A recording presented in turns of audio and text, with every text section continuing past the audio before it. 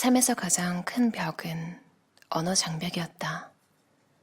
이것을 뛰어넘는 순간 수많은 기회의 문이 열렸다. 누구에게나 똑같이 주어지는 단 한 번의 인생을 최대한 만끽할 수 있는 최고의 비법 중 하나는 단연 외국어 구사 능력을 키우는 것이라고 나의 경험을 토대로 조금의 망설임도 없이 말할 수 있다. 손미나의 나의 첫 외국어 수업.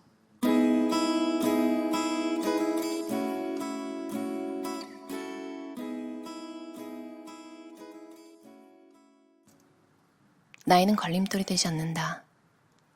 외국어 공부를 시작하려는 분들에게서 가장 많이 듣는 질문 중 하나는 이 나이에도 가능할까요? 라는 것이다. 내 주변에도 배우고는 싶지만 나이가 너무 많아서 어릴 때 써야 하는데 타이밍을 놓쳐서 이제는 나이 때문에 머리가 굳어버려 안 될 것 같아 라는 변명 아닌 변명을 하시는 분들이 많다. 가끔은 이런 소극적인 자세를 넘어 20살이 넘어서는 외국어를 배우는 것이 불가능하다라고 확신에 찬 주장을 하는 이들도 있다. 그런데 나는 생각이 다르다. 영어 알파벳은 중학교 가서 처음 배웠고 스페인어는 대학 때 배웠다. 프랑스어는 30 중반이 넘어서야 제대로 공부했고 심지어 이탈리아어는 40대에 들어서는 시작했으니 그런 추측은 완전히 빗나간 것이라고 할 수 있겠다.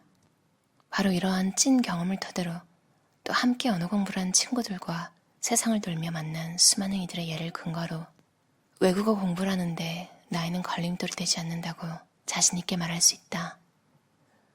새로운 언어를 습득, 구사하게 되기까지는 나이뿐만 아니라 상당히 많은 요소들에 영향을 받는다. 예를 들면 타고난 능력, 즉 유전적 요인도 있을 것이고 나이를 먹을수록 모국어의 틀에 갇히기 때문에 모국어도 어느 정도는 영향을 준다고 봐야 할 것이다. 또 성장 환경, 얼마나 강력한 동기부여가 되어 있는가, 올바른 학습법을 택했는가 등도 영향이 있다. 나이는 이러한 여러 요소 중에 하나일 뿐 새로운 언어를 배울 수 있느냐 아니냐 하는 문제를 결정하는 유일한 혹은 절대적 기준이 아니라는 사실을 기억해두자. 기억력 기네스 기록을 보유한 세계 기억력 챔피언이자 뇌과학자 보리스 콘라트 박사에 따르면 외국어를 배우기 위해 필요한 기억력의 경우 나이가 들수록 더 발달해 40에서 50대에 최상에 이르고 60대 이후에도 상당수의 사람들은 그 능력을 지니고 살아간다고 한다. 나이는 언어 공부에 영향을 미치지만 결정적인 타이밍이라는 것은 없다는 것이다. 18세 이후에는 많은 이들이 인생의 다음 단계에 진입하게 되어 언어 공부에 쏟을 수 있는 시간 자체가 현저하게 줄어들거나 일상생활 속 환경이 언어 공부를 위해 적합하지 않은 상태로 바뀌는 것이 진짜 원인이란 것이다. 전문가들의 분석에 따르면 언어 공부를 할 때 타고난 능력이나 나이와는 비교도 안 될 만큼 중요한 요소가 바로 투자 시간이라고 한다. 어린 아이들이 모국어를 배우는데 걸리는 시간을 생각해보면 쉽게 이해가 된다. 우리 또한 기억을 못할 뿐이지 단어 하나를 배우는 데에도 엄청난 시간이 걸렸을 것이다. 잘 생각해보면 성인이 되어서는 그에 비해 턱없이 적은 시간 동안 책상 앞에 앉아 활자를 통해 공부하는 게 다인데 우리는 섣불리 아이들의 외국어 습득 능력이 훨씬 뛰어나다고 단정 지어버리곤 하는 것이다. 아이와 성인 사이에 존재하는 가장 큰 차이는 절대적인 시간을 얼마나 투자할 수 있느냐, 그리고 얼마나 두려움 없이 새로운 언어를 접하느냐에 불과하다. 결론적으로 실수를 두려워하지 않도록 노력하면서 환경을 잘 조성하고 효과적인 학습법을 선택해 적절한 시간을 투자할 수 있다면 성인도 얼마든지 언어 배우는 기쁨을 만끽할 수 있다는 사실. 이제 더 이상 나이 때문에 외국어를 배우는 게 불가능하다는 핑계는 되지 않기로 하자. 그리고 꼭 기억해야 할 것이 있다. 우리는 어디까지나 다른 나라 사람들과의 원활한 소통을 위해 언어라는 도구가 필요해 외국어를 배우려는 것뿐이다. 연장이란 사용하려는 목적에 맞게 잘 들기만 하면 되는 법, 겉모습까지 완벽하게 보기 좋을 필요는 없다. 오늘부터 해야 할 일은 편견이나 고정관념에서 벗어나는 일, 그리고 좀 더 뻔뻔스러워지는 연습이다. 망설임과 주저함 따위는 몽땅 던져버리고 당당하고 즐겁게 새로운 언어를 대하자. 그것이 바로 성인이 되어서도 성공적으로 외국어를 배우기 위한 첫걸음이다. 외국어의 힘은 남의 나라 말을 유창하게 구사하는 능력만을 의미하는 것이 아니다. 굳이 설명하면 일종의 자신감 같은 것을 포함하고 있는데 긍정적이고 여유로운 마음이라고도 할 수 있겠다. 많은 사람들이 변화를 간절히 원하면서도 선뜻 새로운 일에 도전하지 못하는 것은 비단 능력이 부족하거나 현실적인 조건이 따라주지 않아서만은 아니다. 대개의 경우 그것은 실패에 대한 두려움 때문이다. 나에게 주어진 옵션이 단 하나뿐이다 라고 생각하면 누구든 조급해지고 다른 기회를 넘볼 엄두를 내지 못하게 되는 반면 어떤 일이든 거침없이 시도해 성공으로 이끄는 듯 보이는 사람들의 비밀은 한 가지 일에 실패하더라도 다른 일에 또 도전하면 된다는 여유로움을 갖고 있는 것이다. 나에게는 이토록 놀라운 외국어의 힘을 체험하고 살면서 남몰래 키워온 꿈이 하나 있다. 바로 여러 외국어를 자유자재로 구사할 줄 아는 할머니가 되는 것이다. 이루지 못한다 해도 꿈을 꾸는 일은 그 자체로 의미가 있고 모든 도전은 고귀한 가치를 지닌다. 작은 항구의 부둣가에서 멀리 오가는 배만 바라볼 것인지 직접 내 배를 몰고 나가 미지의 세계를 탐험할 것인지는 당신에게 달렸다. 많은 선택들 중에서 내가 가장 잘한 것을 하나 꼽으라면 아마도 언어 공부에 열정을 쏟은 일이 아닐까 싶다. 다국어 능통자 폴리글롯들의 공통점. 비교적 평범한 사람들인데 4, 5개 이상의 언어를 구사하는 폴리글롯들의 공부법을 살펴보는 것은 의미가 있다. 믿기지 않을 수 있겠지만 그 정도 언어를 구사할 수 있는 잠재적 능력은 우리 안에도 있다. 적어도 하나 혹은 2개 정도의 외국어를 잘 배울 수 있는 힌트는 얻을 수 있을 것이다. 자기만의 공부 방식이 있다.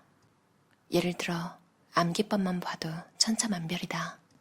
어떤 사람은 500개 단어를 각각의 쓰이는 표현과 함께 외우는 방법으로 10개 이상의 언어를 하게 되었다고 하고 다른 사람은 8개 국어를 하게 되기까지 매번 해당 언어로 된 짧은 영상을 수집해서 그 안에 문장들을 토막낸 후 그걸 집중적으로 암기했다고 증언한다. 외국어를 잘 구사하는 사람들은 어느 누구도 같은 방법으로 공부하지 않았다는 사실이다.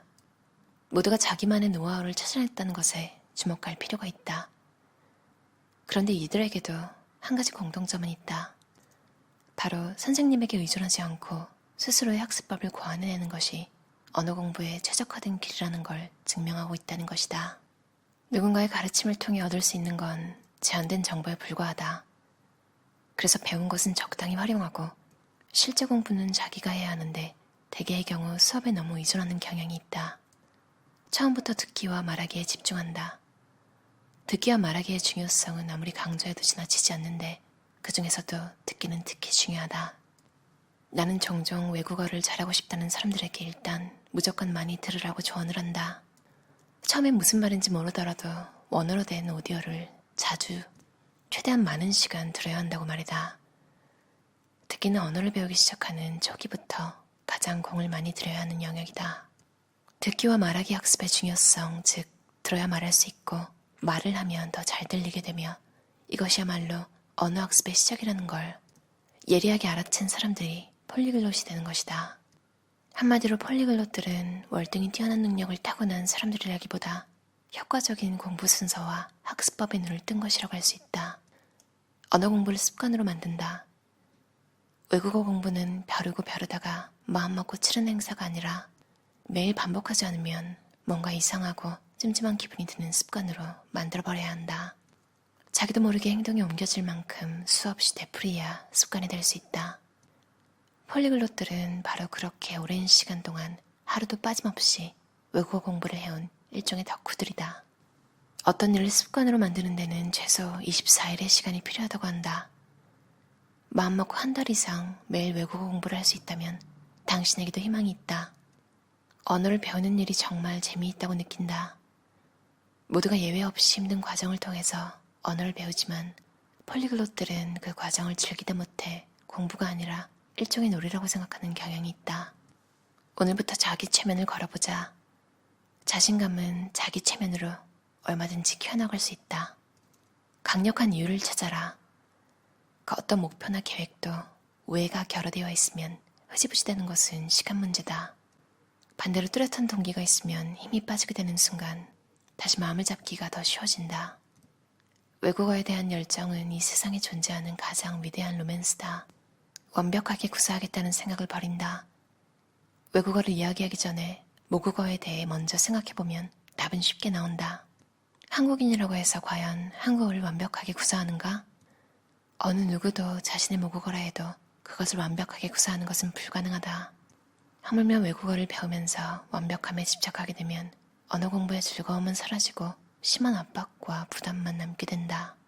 조금 부족한 듯해도 상대와 오해 없이 소통하고 나를 표현할 수 있다면 그것으로 이미 훌륭하다. 나는 늘 이런 생각으로 언어를 배워왔다. 외국어 공부에 필요한 연료는 폭발력이 아니라 지속성이다. 남과 비교하지 말고 나만의 속도로 간다. 언어를 배우는 일은 그 과정 자체를 즐겨야 한다. 언어 공부는 성공 여부와 상관없이 도전하는 것 자체만으로도 우리를 성장시켜준다. 올바른 학습 방법을 택해 일정 기간 동안 지속적인 노력을 할 수 있다면 이미 늦은 때란 존재하지 않는다. 약간의 용기와 실행력이 있다면 늘 꿈꾸던 그 일은 머지않아 당신의 현실이 되어 있을 것이다. 어떠셨나요? 손미나 저자의 손미나의 나의 첫 외국어 수업 이라는 책이었어요. 토네이도 출판사에서 나왔고요. 손미나님은 너무 유명해서 다들 아시죠? 진짜 멋있게 사시는 분 같아요. 항상 계속 꾸준히 공부를 하시잖아요. 와, 그런데 꿈이 다계국어를 구사하는 할머니라니 되게 귀엽고 멋있고 상상이 돼요. 이루실 것 같잖아요. 저는 참 뭔가를 꾸준히 하긴 하는데 항상 이런 얘기를 많이 들었어요. 너는 왜 그렇게 열정이 없고 의욕이 없니? 일단 말투부터 세상을 다 산 것 같고 오랜만에 만난 친구가 있었는데 예전에 만나자마자 여전히 똑같구나. 세상 다 산 것 같은 말투. 그럴 정도였는데 이 책에서 손미나 씨가 어떻게 공부하는지를 보고 나서 나라는 인간은 왜 그렇게 열정이 없어 보이고 그랬는지 알겠다. 저는 뭘 할 때 목표나 계획표를 잘 안 쓰거든요. 그러니까 그날의 투두리스트까지는 쓰는데 큰 계획을 안 세워요. 여태까지 좀 살아온 게 신기할 정도로 밥은 어떻게든 벌어먹고 살아왔는데 여기서 보니까 손미나 씨가 하는 방법은 딱 이래요. 그러니까 큰 목표를 정해야 돼요. 예를 들면 이런 식으로 2년 후에 영어 토익 점수 800점 받기, 3년 후에 자막 없이 영어 뉴스 보기, 5년 후에 글로벌 회사 취업하기.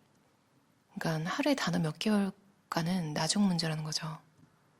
이렇게 적혀 있어요. 큰 그림을 고려하지 않은 상태에서 과거부터 덜컥 들여놓거나 내키는 대로 벽을 허물었다가는 비효율적이거나 큰 허점을 지닌 공간이 탄생할 가능성이 높다. 저처럼 좀 막 살아도 어떻게든 되긴 돼요.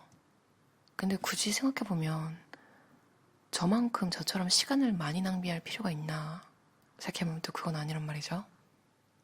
이렇게 큰 목표가 있으면 순간순간에 이제 슬럼프가 와도 앞에 나아갈 길이 있잖아요. 그래서 벗어나기가 쉬울 것 같아요. 저도 좀 삶의 목표라는 걸 좀 만들어 봐야겠어요. 그리고 이 책에서 좋았던 게 여러분 외국어 배우실 때 최대의 적이 옆에 있는 한국인이라는 말 들어보셨죠? 그만큼 한국인들끼리 욕하고 욕이 아니라도 속으로 무슨 생각하는지 얼굴에 다 써 있을 정도로 크리틱한 거 있잖아요. 되게 막 판단하고 눈치 주고 그런 게 되게 심한 것 같아요. 이게 못하는 거에만 그러냐면 아니에요. 잘하는 사람이 더 잘하려고 원어민 발음에 가깝게 하려고 노력할 때 그럼 또 어딘가에서 나타나죠. 왜 이렇게 바람을 굴려? 무슨 외국에 가본 적도 없거나 얼마 있지도 않았으면서 이런 사람이 꼭 있단 말이죠.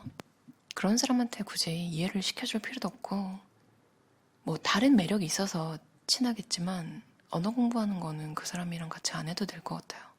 그만큼 이 책에서도 계속 나오는 게 언어를 배울 때 중요한 건 자신감인데 가뜩이나 공부도 힘든데 굳이 옆에 뭐라고 하는 사람? 왜냐면 그게 또 맞는 말도 아니잖아요. 어떻게 보면 질투 같기도 하고요. 여러분이 뭔가를 배울 때 별로 도움이 되는 성향은 아닌 것 같아요. 옆에 있으면. 카더라라는 거 있잖아요. 언어 배울 때 여기 다 나와 있어요. 자기 전에 뭘 잘 때 뭐 배우는 언어로 된 오디오를 깔아놓고 자는 게 도움이 되냐, 언어의 완벽이 있느냐, 한국어를 까먹은 것 같다, 이런 거에 대한 정말 여러분이 한 번쯤은 궁금해하셨을 것에 대한 모든 답이 있어요. 다른 것들도 많지만 제가 방금 말한 건 도움이 된다 라고 하더라고요. 이 책에서 읽은 에피소드 중에 인상 깊은 게 하나 있는데요. 손민아 작가 이야기는 아니에요. 근데 목표라는 게 얼마나 중요한지 상기시켜주는 이야기인데요. 손민아 작가가 프랑스에 있는 동안 한국인 입양아 출신 영화감독 우니 르콩트를 만난 적이 있대요. 여행자라는 자전적 영화를 만들고 나서 한국에서 친모를 찾았대요. 이제 그 우니 르콩트 감독은 한국에 태어나서 몇 년 산 적이 있기 때문에 다른 입양아들보다 배우려고 치면 한국어를 배우는 게 더 유리한 상황이었고, 친어머니는 어려운 현실 때문에 입양을 보낸 분이시고 70대 평범한 한국 어머니인 거죠. 생각만 하면 우니르콩트 감독이 훨씬 더 한국어를 빨리 배울 것 같잖아요. 그 어머니가 프랑스어를 배우는 것보다. 근데 우니르콩트 감독은 한국어를 조금 배우다 포기해버리고 이른 줄에 들어서 알파벳을 처음 배운 어머니가 이제 입양 보낸 딸이랑 프랑스어로 대화를 할 수 있는 수준에 이르게 됐대요. 진짜 전율이 확 오는 이야기인 것 같아요. 이 이야기에서 진짜 나이 때문에 안 되겠어요, 이런 게 되게 무색하죠. 제가 영어 공부를 하는 방법은 공부를 안 하는 거였는데요. 그만큼 시간이 오래 걸리고 저는 원래 필요하고 누가 시키고 해야 하는 분량만 딱 하는 사람이거든요. 게을러서. 그래도 어떻게든 사라지고, 그러다가 제가 관심 있는 게 나타나면 집중해서 막 보니까 그때 확 늘다가 또 관심사가 사라지면 손을 놓고 그랬는데, 손민아님이 공부하는 방식을 보고 좀 공부를 잘하는 사람은 이렇게 하는구나. 딱히 언어가 아니라 그냥 여러분이 이루고 싶은 뭔가를 할 때 한 번쯤 읽어보면 굉장히 동기부여가 되는 책 같아요. 그럼 오늘도 들어주셔서 감사합니다. 편안한 저녁 시간 보내세요.